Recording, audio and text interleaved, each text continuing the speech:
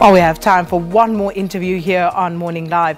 Now, shocking church abuses in the name of religion keep surfacing in different parts of our country. And the latest being a video that emerged over the weekend showing a female church leader beating up members of the church for disobeying the church rules. So it has now become a very intriguing situation, and people questioning whether this is still happening in 2019, and perhaps also just a warning that some of these images may be disturbing to sensitive viewers. And let's just take a look at least some of what has disturbed and rocked the internet this week.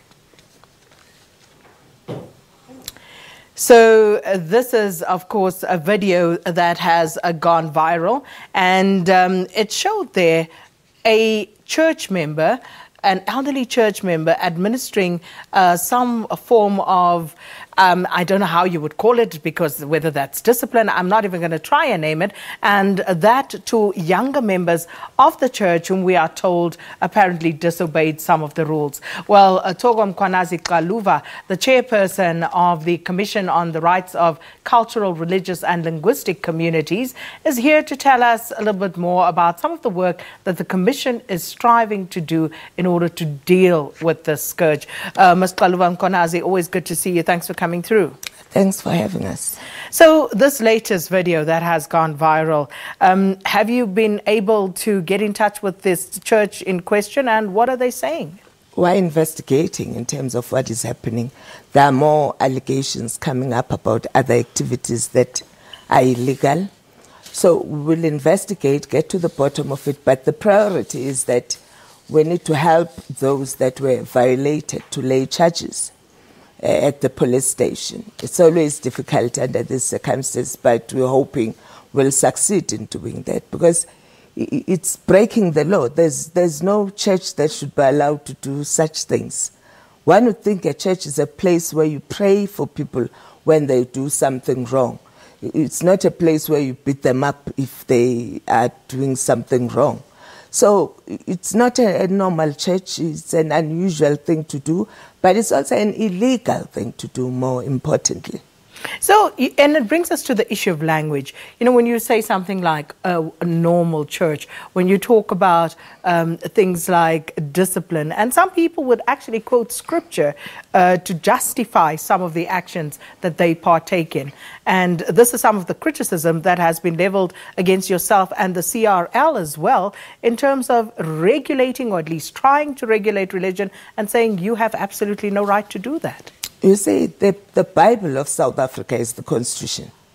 Whatever religion you have, whatever culture you have, should be in line with the Constitution. The minute your religion violates the Constitution, then you need to transform your religion to be in line with the Constitution. So the issue is very simple. It's unconstitutional to beat up anybody. So if you are beating up people in the name of religion, it's time you relook at your religion, because it's unconstitutional. And there is so much going on. There was, of course, a video of another preacher telling congregants to wave their underwear in the air, and they obliged. You see, the challenge is that in many other professions, there's a professional body that looks after its people. So if you're waving your underwear at the angels in heaven and the angels are waving their underwear back at you, then you need senior people in that religion to sit down with the relevant religious leader and find out what exactly are you trying to do. Because if you're a lawyer, other lawyers who are senior do that. In all professions, this is the only profession where there's no peer review mechanism, where your peers can then say, is this allowed, is it not allowed?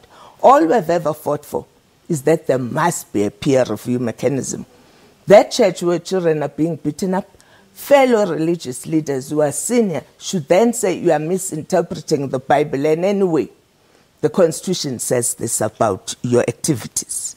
But then the question has to be asked about South Africans who form the congregations of these churches and their ability to discern in terms of what is right, what is religiously acceptable or not. where do you actually then come in to empower ordinary South Africans to make the correct choices? You see, the CRL Commission is there to protect religious communities in this instance. When you protect and promote a particular thing, in spite of whether the person who is the victim recognizes themselves as a victim or not, the Constitution is very clear that if it's unconstitutional, it's unconstitutional, even if you are participating willingly. That's why you need to deal with the religious leader and not with the congregants.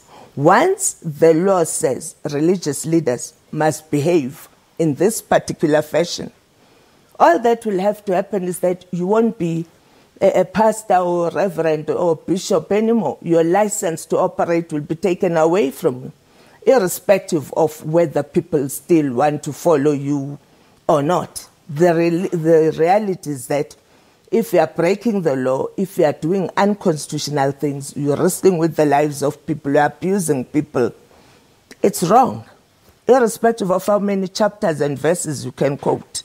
So you had alluded to the Commission had at some point coming up with some form of regulation and trying to put laws in place that would perhaps assist in this regard. How far has that gone? We've come a bit further. We're hoping the 6th Parliament will pass the relevant legislation. We're in agreement with the broader religious sector. Of course, not everyone will agree. We are very much conscious of that.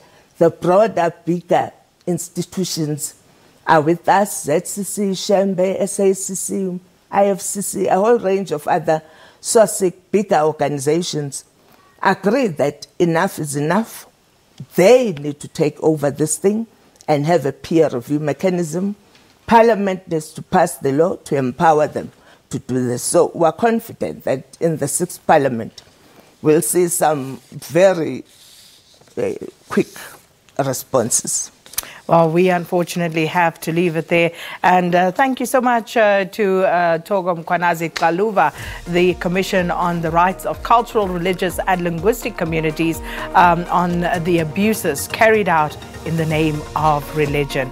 And I'm sure quite a few conversations will still be sparked around that. Right, we're going to take a break.